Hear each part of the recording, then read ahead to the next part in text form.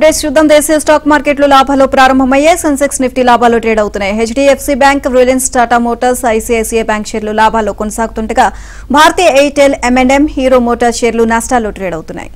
Right, ఇక ఈరోజు మార్కెట్కి సంబంధించి వారి విశ్లేషణ అందించడానికి మనతో పాటు సిద్ధంగా ఉన్నారు లైవ్లో బిజినెస్ అనలిస్ట్ సుందర్ రాజా గారు. వారితో మాట్లాడదాం. Sir good morning. Good morning అండి. ఏంటి సార్ అంటే నిన్న ఈరోజు మార్కెట్ చూస్తే కొంచెం డౌన్ఫాల్ ఉంది, ఏంటి కారణం ఏంటంటారు? మార్కెట్లో చూస్తే కనుక నిన్న గ్లోబల్ క్యూస్ అనేవి కూడా కొంచెం మిక్సర్గా ఉండడము, అలాగే అమెరికన్ మార్కెట్స్ మనం చూస్తే కనుక లాస్ట్ ఒక 1 or 2 వీక్స్గా భారీగా పెరిగిన తర్వాత అక్కడ నిన్న చూస్తే కనుక చాలా రోజుల తర్వాత ఫస్ట్ టైం ఒక స్ట్రాంగ్ కరెక్షన్ కూడా వస్తుందని ఇండికేషన్ రావడంతో మన మార్కెట్లో కూడా కరెక్షన్ కనిపించింది. అలాగే మనకు తెలిసిందే గత 2-3 వారాలుగా మార్కెట్లో హై నుంచి బాగా కరెక్షన్ రావడం చూస్తున్నాము. కానీ సబ్సిక్వెంట్గా లోయర్ లెవెల్లో 24,000 స్థాయి దగ్గర మార్కెట్లో బయింగ్ సపోర్ట్ లేకపోవడంతో ముఖ్యంగా నిన్న ఎఫ్ఐస్ చూస్తే కనుక ఇంచుమించు 3,000 కోట్ల వరకు భారీగా అమ్మకాలు జరిపారు. అలాగే ఇప్పటివరకు చూస్తే కనుక ఈ 7 ట్రేడింగ్ సెషన్స్లో ఎఫ్ఐస్ ఇంచుమించు 22,000 కోట్ల వరకు భారీగా అమ్మకాలు జరపడంతో మార్కెట్లో బాగా ఫండ్స్ అనేది తరలి వెళ్ళిపోవడం అనేది మనం చూస్తున్నాం. ఈ ఇంపాక్ట్ వల్ల నిన్న చూస్తే కనుక అమెరికా ఇండెక్స్ డాలర్ అలాగే ఇండియన్ రూపీ చూస్తే కనుక బాగా స్ట్రెంత్ అవడం చూసాము. ఇండియన్ రూపీ బియాండ్ 44 కొంచెం డిప్రిసియేషన్ అవడంతో మన మార్కెట్లో కూడా కొంచెం కరెక్షన్ కనిపించింది. అదేవిధంగా లాస్ట్ ఒక 1 or 2 వీక్స్గా ఇంటర్నేషనల్ మార్కెట్స్లో క్రూడ్ ఆయిల్ కూడా పెట్రోలియం ప్రైసెస్ కూడా కొంచెం బాగా పడిన తర్వాత ఇప్పుడు నిన్న కొంచెం రీబౌండ్ అయింది కాబట్టి ఇక్కడ నుంచి ఫర్దర్గా కొంచెం పెరిగే అవకాశాలు ఉన్నట్టుగా కొన్ని కామెంట్స్ రావడంతో మార్కెట్లో కొంచెం రియాక్షన్ కనిపించింది. సో ఓవరాల్గా చూస్తే కనుక నిన్న market just continuation of the earlier trend అనుకోవచ్చు. అట్లాగే సార్ ఇన్ఫ్లేషన్ డాటా ఎఫెక్ట్ నిన్నటిది ఎట్లా ఉంటుందంటారు మార్కెట్ పైన? నిన్న మనం ఎప్పటి నుంచో ఎదురు చూస్తున్న ఇన్ఫ్లేషన్, మనకి ఫుడ్ ఇన్ఫ్లేషన్ చూస్తే కనుక బాగా షాకర్ అనుకోవచ్చు. ఇన్ఫ్యాక్ట్ మనకి వెజిటబుల్ ప్రైసెస్ బాగా భారీగా పెరగడం చూసాము. ముఖ్యంగా ఆయిల్ కూడా, ముఖ్యంగా మనకి కోకోనట్ ఆయిల్ అలాగే వంట నూనె సామాన్లు కూడా కొంచెం భారీగా పెరగడం చూసాము. ఇంత క్రితం మన లాస్ట్ మంత్ గమనిస్తే కనుక మనకి సెప్టెంబర్లో 5.4 మనకి ద్రవ్యోల్బణం చూసాము. అలాగే మనకి లాస్ట్ మంత్ అక్టోబర్ చూస్తే కనుక మార్కెట్ ఎక్స్పెక్ట్ చేసింది 5.8, కానీ నిన్న వచ్చిన డేటా చూస్తే కనుక 6.2 చూడడం చూసాము. అంటే ఆర్బీఐ మ్యాక్సిమం టాలరెన్స్ లెవెల్ 6% కాబట్టి ఇప్పుడు 6.2 వచ్చింది కాబట్టి ఆ మ్యాక్సిమం లిమిట్ కొంచెం ఇన్ఫ్లేషన్ దాటింది. సో ఈ మధ్య చూస్తే కనుక కొంచెం కన్సంప్షన్ కొంచెం లాస్ట్ 2-3 నెలలుగా కొంచెం ఎక్కువగా ఉండడము, అలాగే ఫుడ్ సప్లైస్ కొంచెం తగ్గడంతో ముఖ్యంగా మనకి ఆహార వస్తువులు కొంచెం బాగా పెరగడంతో మనకి ద్రవ్యోల్బణం మీద భారీగా ఇంపాక్ట్ అనేది కనిపించింది. అంతేకాకుండా ఇవాళ వచ్చిన వార్త చూస్తే కనుక ఈ నెల నవంబర్ కూడా చూస్తే కనుక ఈ హై ఇన్ఫ్లేషన్ ద్రవ్యోల్బణం కూడా ఈ మంత్ కూడా కంటిన్యూ అయ్యే అవకాశాలు ఉన్నట్టుగా వార్తలు రావడం చూస్తున్నాం. కాకపోతే డిసెంబర్లో చూస్తే కనుక ఖరీఫ్ సీజన్ క్రాప్స్ కొంచెం వచ్చే అవకాశాలు ఉన్నాయి కాబట్టి ఆ ఇన్పుట్ తర్వాత మనకి మైట్ బి కొంచెం ఇన్ఫ్లేషన్ ఈజ్ అయ్యే అవకాశాలు ఉన్నట్టుగా వార్తలు రాసాం. సో కాబట్టి నిన్న ఇన్ఫ్లేషన్ మనకి చాలా హైగా రావడం అనేది మార్కెట్కి షార్ట్ టర్మ్లో నెగిటివ్ అంశమే అనుకోవచ్చు. రైట్ సార్, అట్లాగే ఈరోజు మార్కెట్ చూస్తే కొంచెం లాభాల్లోనైతే కనిపిస్తా ఉన్న ఓపెనింగ్. సో నిన్న మొన్నటి ఎఫెక్ట్ నుంచి మార్కెట్లు ఇంకా రికవరీ అయ్యే అవకాశం ఉందంటారా? సో ఓవరాల్గా చూస్తే కనుక ఇమ్మీడియట్గా పెద్ద మేజర్ రీబౌండ్ ఎక్స్పెక్ట్ చేయలేము. ఎందుకంటే మనకి ఇవాళ వచ్చిన మేజర్ ఇన్ఫర్మేషన్ చూస్తే కనుక ఇంటర్నేషనల్ కంపెనీ జెఫ్రీస్ చూస్తే కనుక ఫిజికల్ ఇయర్ 2025 చూస్తే కనుక ఇండియన్ టాప్ కంపెనీస్ నిఫ్టీ 50లో ఒక 10% వరకే గ్రోత్ ఎక్స్పెక్ట్ చేయొచ్చని ఒక రిపోర్ట్ రావడం చూసాం. అంతేకాకుండా జెఫ్రీస్ ఇచ్చిన ఇంకొక కామెంట్ కూడా చూస్తే కనుక 120 టాప్ కంపెనీస్లో 63% ఆఫ్ ది కంపెనీస్ చూస్తే కనుక వాళ్ళ ఎస్టిమేట్స్ డౌన్ గ్రేడ్ కట్ చేసినట్టు కనిపిస్తుంది. సో ఈ ఎస్టిమేట్ కట్ చేయడం అనేది 2020 తర్వాత కోవిడ్ తర్వాత ఫస్ట్ టైం 4 ఏళ్ల తర్వాత ఈ కట్ చేయడం చూసాం కాబట్టి, డౌన్ గ్రేడ్ చేయడం చూసాం కాబట్టి సో ఇంపాక్ట్ అనేది మనకి కార్పొరేట్ ఎర్నింగ్స్ మీద కూడా మనకి కనిపిస్తుంది. పైగా కార్పొరేట్ రిజల్ట్స్ కూడా ప్రస్తుతం జరుగుతుంది. ఆ ఇంపాక్ట్ కూడా మార్కెట్ మీద పెద్ద ఏమీ ఇంపాక్ట్ లేదనుకోవచ్చు. సో ఓవరాల్గా మనకి మిగతా అంశాలు కూడా ఉన్నాయి. మనకి ముఖ్యంగా మనం చూస్తే కనుక అమెరికాలో రేపు ఇన్ఫ్లేషన్ బుధవారం నాడు మనకి సిపిఐ డేటా, అక్కడ ఇన్ఫ్లేషన్ డేటా రాబోతుంది. అలాగే ఎల్లుండి గురువారం చూస్తే కనుక అమెరికాలో అన్ఎంప్లాయ్మెంట్ డేటా కూడా ఉంది.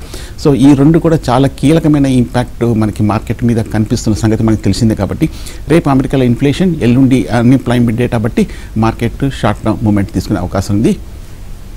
సార్ అట్లాగే రిజల్ట్స్ ఇంపాక్ట్ ఎట్లా ఉంటుంది మార్కెట్ పైన, ఏమైనా ఉన్నాయా? ఇంకా ఇన్ఫ్యాక్ట్ రిజల్ట్ సీజన్ నడుస్తోంది. 2,000 కంపెనీస్లో ఆల్మోస్ట్ 1,200 కంపెనీస్, 1000 కంపెనీస్ వరకు కొంచెము ఇన్ లైన్ విత్ ఎక్స్పెక్టేషన్స్ చూసాము. ఆల్మోస్ట్ 1000 కంపెనీస్ మనకి బిలో ఎక్స్పెక్టేషన్స్ రావడం చూసాం. నిన్న చూస్తే కనుక మనకి కొన్ని పెద్ద కంపెనీస్ దగ్గర నుంచి రిజల్ట్స్ రావడం చూసాము.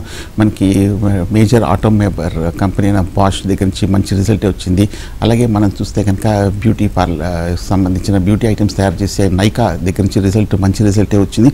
అలాగే నిన్న మనం చూస్తే కనుక నాట్కోర్ దగ్గర నుంచి కూడా కూడా మంచి రిజల్ట్ రావడం అని చూసాము. అలాగే మదర్సన్ సుమి ఇటువంటి కొన్ని పెద్ద కంపెనీస్ దగ్గర నుంచి రిజల్ట్ ఉంది.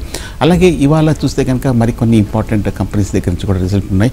అందులో చూస్తే కనుక సన్ టీవీ, అలాగే మనకి వోడాఫోన్ ఐడియా, అలాగే మనకి బ్యాంబినో, బేయర్ క్రాప్, అలాగే మనకి గాడ్రేజ్ ఇండస్ట్రీస్ లాంటి పెద్ద కంపెనీస్ దగ్గర నుంచి ఇవాళ రిజల్ట్ ఉంది. కానీ ఈ రిజల్ట్ మనం గమనిస్తే కనుక పెద్దగా ఇంపాక్ట్ అయితే మార్కెట్ మీద కనిపించట్లేదు. ఇన్ఫ్యాక్ట్ రిజల్ట్ తర్వాత పెద్ద పాజిటివ్ రీబౌండ్ కూడా ఎక్కడ కనిపించట్లేదు. ఎందుకంటే ఓవరాల్ మార్కెట్ సెంటిమెంట్ బాగా వీక్గా ఉంది కాబట్టి సో మార్కెట్ ఈ రిజల్ట్స్ అక్కడక్కడ కొంచెం పాజిటివ్ ఉన్నా కూడా ఒక మైనర్ రీబౌండ్ తప్ప కానీ మేజర్ టర్న్ అరౌండ్ అయితే కనిపించట్లేదు ఈ స్టాక్స్ మీద.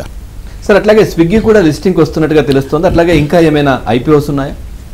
స్విగ్గీ మనకు తెలిసిందే మార్కెట్లో వన్ ఆఫ్ ది మోస్ట్ ఫ్యాన్సీడ్ ఈ మధ్య కాలంలో వచ్చిన ఐపీఓ ప్రైస్ మనకు తెలిసిందే 370 to 390 రేంజ్లో వాళ్ళు ఇష్యూ చేయడం చూసినాం. ఇంకొక 5-10 నిమిషాలు అంటే కరెక్ట్గా 10ంటికి స్విగ్గీ మార్కెట్లో లిస్ట్ కాబోతోంది. సో లిస్టింగ్ ప్రైస్ మీద పెద్ద ఏమీ ఎక్స్పెక్టేషన్స్ లేదు. మనకు మొదట్లో చూస్తే కనుక మనకి స్విగ్గీ చూస్తే కనుక అన్అఫీషియల్ మార్కెట్లో ఒక ₹100 వరకు మనకి ప్రీమియం అనేది కమెంట్ చేసింది. కానీ లాస్ట్ ఒక 1 or 2 వీక్స్గా చూస్తే కనుక మార్కెట్ బాగా పట్టడంతో ఈ అన్అఫీషియల్ మార్కెట్ ప్రీమియమ్స్ ₹100 నుంచి తిరిగిపోయి ఇప్పుడు ఆల్మోస్ట్ ₹5కి రావడం అనేది మనం చూస్తున్నాం. అంటే ఒకవేళ కనుక స్విగ్గీ కనుక లిస్ట్ అవుతే సుమారుగా ఇష్యూ ప్రైస్ ఏదైతే ఉందో 380-390 వరకే ఉండే అవకాశం ఉంది. కానీ మార్కెట్ కండిషన్స్ కనుక తర్వాత వీక్గా ఉందంటే ఇంకా మనకి పోస్ట్ ఇష్యూ తర్వాత మనకి ఫర్దర్గా తగ్గే అవకాశాలు కూడా ఉంది. అలాగే మనకి స్విగ్గీ కాకుండా ఇంకా మనకి ఒక 4 కంపెనీస్ దగ్గర నుంచి ఐపీఓలే. అందులో ఒక కంపెనీ మటుకు మెయిన్ స్ట్రీమ్కి సంబంధించిన కంపెనీ, ఇంకొక 3 కంపెనీలు చూస్తే కనుక స్మాల్ అండ్ మీడియం ఎంటర్ప్రైజెస్లో ఉన్న కంపెనీస్. సార్ అట్లాగే టెక్నికల్ లెవెల్ సపోర్ట్ గురించి ఏం చెప్తారు?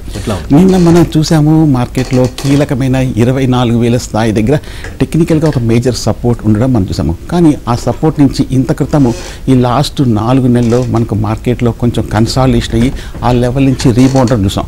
సో 24,000 బయింగ్ ఏరియా జోన్లో నిన్న టెక్నికల్ డౌన్ సైడ్ బ్రేక్అవుట్ కనిపించింది కాబట్టి మార్కెట్లో కొంచెము వీక్నెస్ అనేది కంటిన్యూ అయ్యే అవకాశాలు కనిపిస్తుంది. సో షార్ట్ టర్మ్ ఇన్వెస్టర్స్కి టెక్నికల్ ఈ లెవెల్స్ అనేది చాలా ఇంపార్టెంట్. సో 24,000 బ్రీచ్ అయింది కాబట్టి కొంచెం ప్రస్తుతం బయింగ్ అనేది అవాయిడ్ చేయొచ్చు.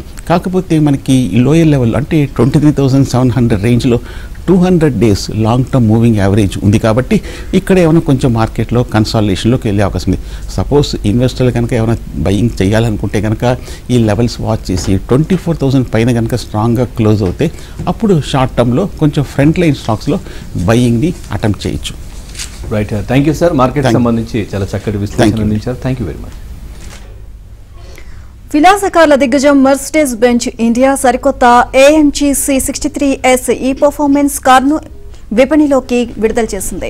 ఇక F1 హైబ్రిడ్ టెక్నాలజీతో రూపొందించిన ఈ కారు ధర 1.95 కోట్లుగా సంస్థ తెలియజేస్తుంది. 2024లో కంపెనీ నుంచి వచ్చిన 24వ మోడల్ కారు ఇది. ఈ కారు గంటకు 0 నుంచి 100 కిలోమీటర్ల వేగాన్ని కేవలం 3.4 సెకండ్లలోనే అందుకుంటుంది అని కంపెనీ తెలియజేసింది. ఇందులో 9 స్పీడ్ ఆటోమేటిక్ ట్రాన్స్మిషన్, AWD వ్యవస్థ, 6.1 కిలోవాట్ ఓవర్ బ్యాటరీ ప్యాక్ వంటివి ఉన్నాయి. రిటైల్ ఆఫ్ ది ఫ్యూచర్ విధానాన్ని ప్రారంభించిన 3 ఏళ్లలోనే కంపెనీ వార్షిక ఆదాయం 40,000 కోట్లకు చేరిందని company MD CEO Santosh Iyer తెలియజేశారు. ఇక నాట్కో ఫార్మా సెప్టెంబర్ త్రైమాసికానికి రికార్డు స్థాయి లాభాలు నమోదు చేసింది. ఏకీకృత ఖాతాల ప్రకారం 1,434.9 కోట్ల ఆదాయంపై 676.5 కోట్ల నికర లాభాన్ని సంస్థ ఆర్జించింది. త్రైమాసిక EPS 37.81 ఉంది. ఇక క్రితం ఆర్థిక సంవత్సరం ఇదే కాలంలో ఆదాయం 1,060.8 కోట్లు, నికర లాభం 369 కోట్లు మాత్రమే ఉన్నాయి. దీంతో పోల్చితే ఈసారి నికర లాభం 83% పెరిగింది. ఆదాయం కూడా 40%కి పైగా పెరిగింది.